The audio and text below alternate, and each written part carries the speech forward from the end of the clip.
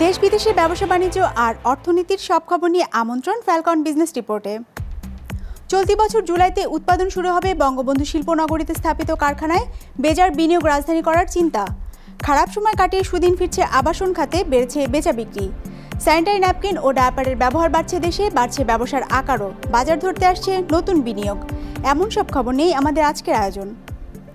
আসছে জুলাই থেকে উৎপাদন শুরু হচ্ছে দেশের সবচেয়ে বড় অর্থনৈতিক অঞ্চল বঙ্গবন্ধু শিল্পনগরীতে। 2030 সালের মধ্যে পুরোপুরি বাস্তবায়ন হলে সেখানে 25 থেকে 30 বিলিয়ন ডলারের বিনিয়োগ আসবে বলে প্রত্যাশা বাংলাদেশ অর্থনৈতিক অঞ্চল কর্তৃপক্ষ বেজার। মিরসরাই, সীতাকুণ্ড ও ফেনী তিন অর্থনৈতিক অঞ্চল নিয়ে মোট 30,000 একর জমির বঙ্গবন্ধু শেখ মুজিব শিল্পনগরী। রেল স্টেশন, বিমানবন্দর, মহাসড়ক আর সমুদ্র বন্দর সবই আছে হাতের কাছে। বেজার যতগুলো অর্থনৈতিক অঞ্চল গড়ে তুলছে তার মধ্যে এটিই তাই সবচেয়ে আকর্ষণীয় হয়ে উঠছে বিনিয়োগকারীদের কাছে। এটা ভবিষ্যতের বিনিয়োগ রাজধানী হবে বাংলাদেশের, এবং এমনকি এখানে ফিনান্সিয়াল ক্যাপিটালও হতে পারে। বিনিয়োগ যেমন আশা করা যায় যে আমরা 25 থেকে 30 বিলিয়ন ইউএস ডলার পর্যন্ত বিনিয়োগের সুযোগ আছে, এবং সরাসরি কর্মসংস্থান এখানে প্রায় 15 লক্ষের মতন হবে, এবং ইনডিরেক্ট এমপ্লয়মেন্ট সহ যে লোকগুলো বসবাস করবে সেখানে আমরা আশা করি 20 থেকে 30 লক্ষ মানুষের একটা বড় শহর ভবিষ্যতে এখানে গড়ে উঠবে। এরই মধ্যে 63টি প্রতিষ্ঠান কারখানা প্রতিষ্ঠার জন্য জমি নিয়েছে এই শিল্পনগরীতে। সেই তালিকায় Adani, Wilmar, Nippon Steel and ফুজিৎসুর মতো বিদেশির পাশাপাশি আছে দেশীয় প্রতিষ্ঠানও। তাদের উৎপাদন শুরুর জন্য গ্যাস, বিদ্যুৎ, সড়ক সহ পরিকল্পনা মাফিক সব অবকাঠামো নির্মাণের কাজ করছে বেজা, যা শেষ হওয়ার কথা চলতি বছরের মধ্যেই, যদিও বেশ কিছু প্রতিষ্ঠানের কারখানা চালু হবে তার আগেই। চাইনিজ একটা 100% এক্সপোর্ট ওরিয়েন্টেড ইন্ডাস্ট্রি আমরা সেখানে সেট আপ করছি। আমরা আশা করছি এটা 31 জুলাইয়ের মধ্যেই তারা এক্সপোর্ট করতে পারবে, ম্যানুফ্যাকচারিং এবং এক্সপোর্ট করতে পারবে। তারা প্রিফ্যাব্রিকেটেড স্ট্রাকচার ফ্যাক্টরি বিল্ডিং সেখানে কাজ করবে। এছাড়া একটা ডেনিম ফ্যাক্টরি আমরা ভিত্তিপ্রস্তর স্থাপন করেছি, তারাও আমরা আশা করছি 31 ডিসেম্বর মধ্যে উৎপাদনে যাবে। তো এরকম অনেকগুলো ইন্ডাস্ট্রি এই বছর নির্মাণ কাজ শুরু করার বিষয়ে আমরা আশাবাদী। সব মিলিয়ে বেজা এ পর্যন্ত তার বিভিন্ন অর্থনৈতিক অঞ্চলে প্রায় 18 বিলিয়ন ডলারের বিনিয়োগ প্রস্তাব পেয়েছে, যার 11 বিলিয়ন ডলারই এসেছে বঙ্গবন্ধু শিল্পনগরীতে। ফয়সাল শোভন, বিজনেস রিপোর্ট, মাছরাঙা টেলিভিশন। সুদিন ফিরছে দেশের আবাসন খাতে। গ্যাস এবং বিদ্যুৎ প্রাপ্তি নিশ্চিত হওয়ার পাশাপাশি স্বল্প সুদে ঋণ পাওয়ায় ফ্ল্যাটের বিক্রি বেড়েছে। তবে উচ্চ নিবন্ধন ফির কারণে বিক্রিত ফ্ল্যাটের অর্ধেকই এখনও অনিবন্ধিত রয়ে গেছে। এতে রাজস্ব হারাচ্ছে সরকার। নিবন্ধন ফি কমিয়ে আনতে রাজস্ব বোর্ডের সাথে আলোচনা চলছে বলে জানিয়েছে রিহ্যাব। সোমবার রিহ্যাব মেলা উপলক্ষে আয়োজিত সংবাদ সম্মেলনে এসব কথা জানায় সংগঠনটি।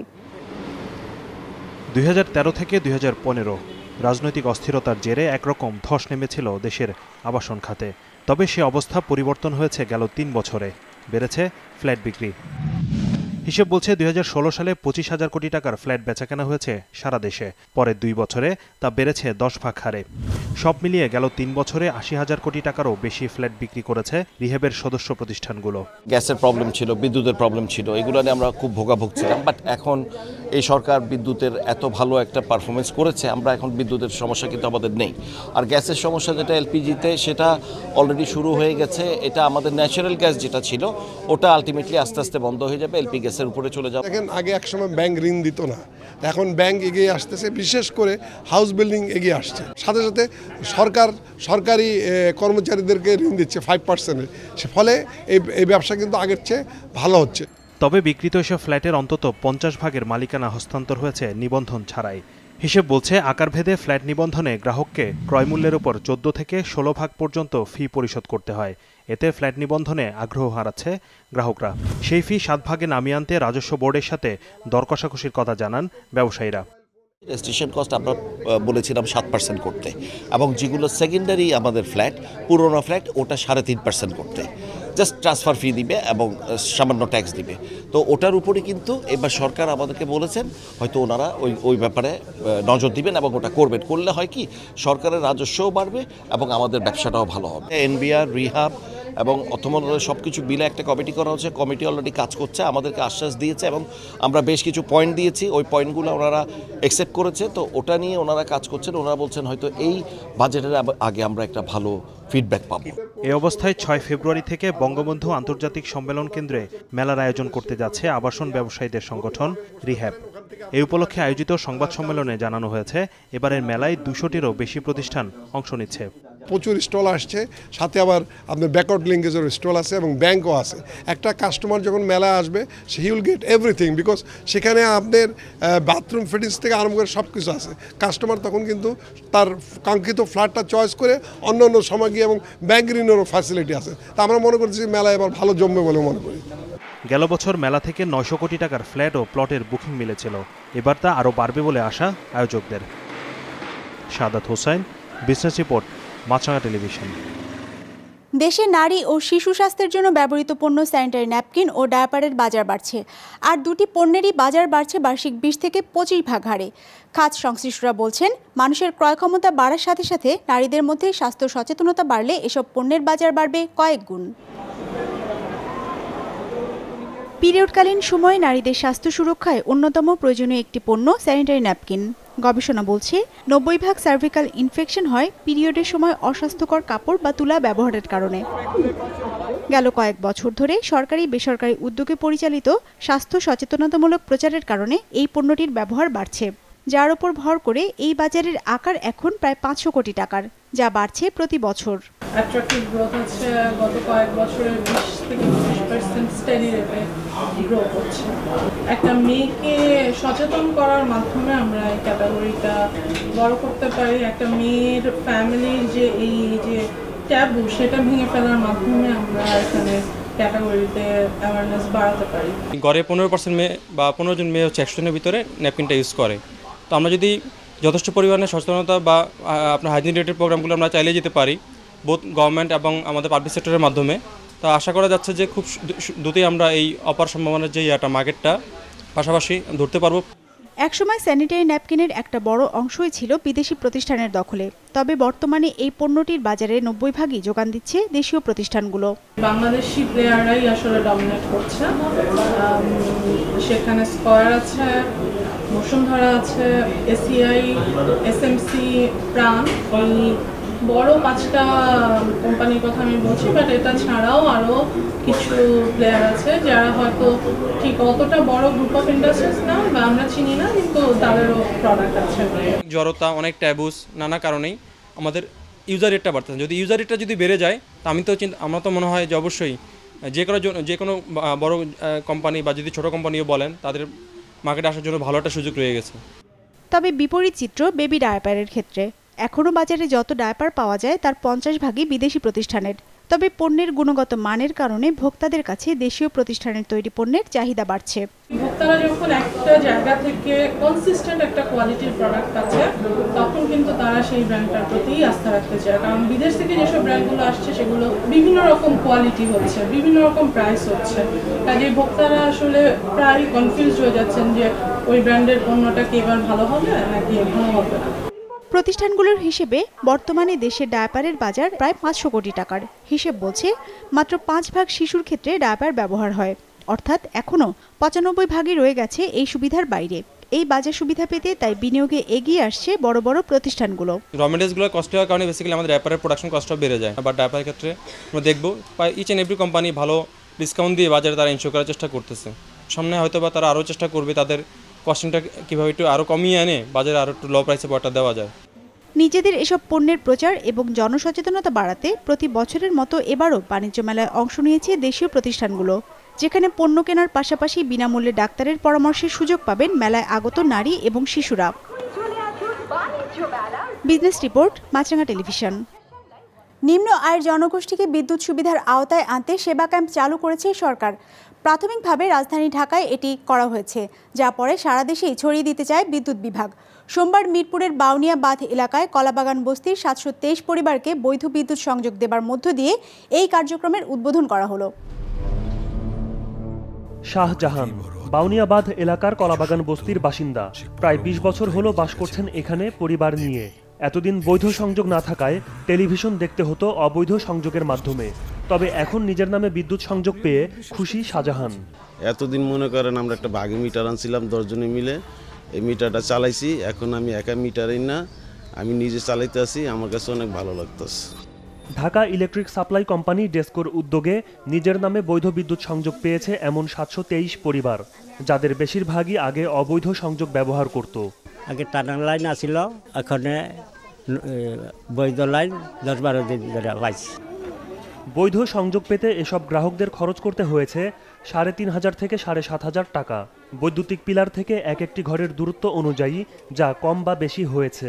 আর এসব সংযোগ ডেসকো দিয়েছে নতুন চালু করা সেবা ক্যাম্পের আওতায়। আপনারা নতুন কানেকশন নেওয়ার ব্যাপারে আমরা সর্বনিম্ন সময় আপনাদের 7 দিনের মধ্যে আমরা কানেকশন দেব, কিন্তু আপনারা দরখাস্তটা সমস্ত কাগজপত্র সহ, যেগুলো কাগজপত্র প্রয়োজন সেগুলো সহ আমাদের বিদ্যুৎ অফিসে আসেন। তারপরে 7 দিনের মধ্যে যদি না দেয়, আপনারা আমাদের কাছে অভিযোগ করেন, সেই কর্মকর্তার বিরুদ্ধে কঠোর ব্যবস্থা গ্রহণ করা হবে। এর জন্য কাউকে কোনো টাকা দেওয়ার কোনো প্রয়োজন নেই, শুধু সরকারি ফি যে কটা সেই টাকাই আপনাদের। ধীরে ধীরে অন্যান্য এলাকার নিম্ন আয়ের মানুষদেরও এভাবে বিদ্যুৎ সংযোগ দেবে ডেসকো। যারা এখনো বিদ্যুৎ পায়নি তাদের বৈধ সংযোগের জন্য আবেদন করার আহ্বান জানিয়েছেন প্রধানমন্ত্রীর বিদ্যুৎ, জ্বালানি ও খনিজ সম্পদ বিষয়ক উপদেষ্টা। সিদ্ধান্ত নিলাম যে আমরা সরকারের সাহায্যগুলো, সরকারের সেবাগুলো মানুষের দোরগোড়ায় পৌঁছে দেব। আপনারা যারা আগে অন্যভাবে বিদ্যুৎ দিতেন এবং তাতে আপনাকে অনেক বেশি পয়সা দিতে হতো, কিন্তু এখন যেটা বলেছেন ওনারা, এটা খুব ভালো যে আপনারা 5 জন মিলে যদি নেন আর 500 ইউনিট যদি খরচ হয়, তাহলে 500 ইউনিটের বিল করা হবে না, 100 করে পাবে, যাতে আপনারা কম মূল্যে দিতে পারেন। অনুষ্ঠানে জ্বালানি উপদেষ্টা জানান, সেবা ক্যাম্পের মতো সেবা ছড়িয়ে দেওয়া হবে অন্যান্য শহরগুলোতেও, যেখানে আবেদনের স্বল্প সময়ের মধ্যে সংযোগ দান নিশ্চিত করবে বিদ্যুৎ বিভাগ। ইমতিয়াজ হাসান, বিজনেস রিপোর্ট, মাছরাঙ্গা টেলিভিশন।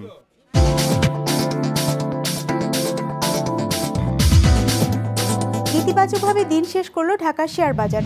সার্বিক সূচক DACX 26 পয়েন্ট বেড়ে দাঁড়িয়েছে 5,828-এ। লেনদেন হয়েছে 889 কোটি টাকার।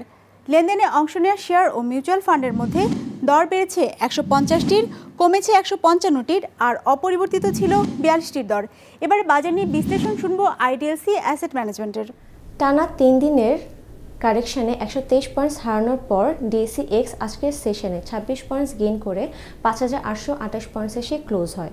অন্যদিকে blue chip index DS30 gain করে 14 পয়েন্টস এবং সরিয়া ইন্ডেক্স DACS গেইন করে প্রায় 8 পয়েন্ট। আজকের সেশনে মোট লেনদেনের পরিমাণ ছিল 889 কোটি টাকা, যা গত সেশনের তুলনায় প্রায় 10% কম। মোট লেনদেনে প্রায় 24% কন্ট্রিবিউট করে টার্নওভার শীর্ষে ছিল ফুয়েল অ্যান্ড পাওয়ার সেক্টরটি। টপ 20 টার্নওভার লিস্টের 8টি এসেছে এই সেক্টর থেকে। এছাড়াও রিটার্নের দিক থেকে এই সেক্টরটি ছিল এগিয়ে। আজকে ফুয়েল অ্যান্ড সেক্টর ছিল 2.4% আপ। এই সেক্টরের লার্জেস্ট মার্কেট ক্যাপিটালাইজেশন স্ক্রিপ UPGTর বাজার মূলধন বৃদ্ধি পায় 1.9%। রিটার্নের দিক থেকে দ্বিতীয় অবস্থানে ছিল মিসেলেনিয়াস সেক্টরটি। এই সেক্টরের largest market capitalization stock Berger PBL এর বাজার মূলধন বৃদ্ধি প্রায় 3%। এছাড়াও আজ টেলিকমিউনিকেশন 1.9% এবং সিমেন্ট 1.4% রিটার্ন দিয়েছে। অন্যদিকে আজ সবচেয়ে বেশি বাজার মূলধন হারিয়েছে নন লাইফ ইন্স্যুরেন্স। এই সেক্টরটি আজ 6.3% ডাউন ছিল। এছাড়াও আজ টেক্সটাইল 0.7% এবং লাইফ ইন্স্যুরেন্স 0.6% করে বাজার মূলধন হারিয়েছে। লালমনিরহাটে দিন দিন বাড়ছে তামাক চাষ।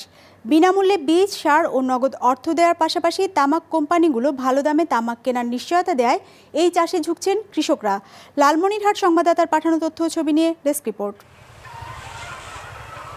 এক সময় এ অঞ্চলে চাষ হতো ধান, গম, সরিষা, ভুট্টা, আলু সহ বিভিন্ন ধরনের সবজি, কিন্তু এখন মাঠের পর মাঠ শুধু তামাকের ক্ষেত। যতই দিন যাচ্ছে ততই বাড়ছে তামাকের চাষ। কৃষকরা জানান, তামাক চাষের জন্য কোম্পানিগুলো বীজসহ ঋণ হিসেবে সার ও নগদ টাকা দিচ্ছে। আবার উৎপাদিত তামাক কিনে নিচ্ছে তারাই, ফলে নেই বিক্রির ঝামেলাও। এসব কারণে তামাক চাষে ঝুঁকছেন তারা। ভুট্টা যদি ফলে ভুট্টার আবাদত দাম কম, ধানেরও দাম কম। তামাক 1 মণ বেচাইলে 4,000 টাকা আসে। কোম্পানি আমাদেরকে সার দেয়, টাকা দেয়, এই জন্য খুব উন্নত হয়, এই জন্য আমরা আবাদ করি।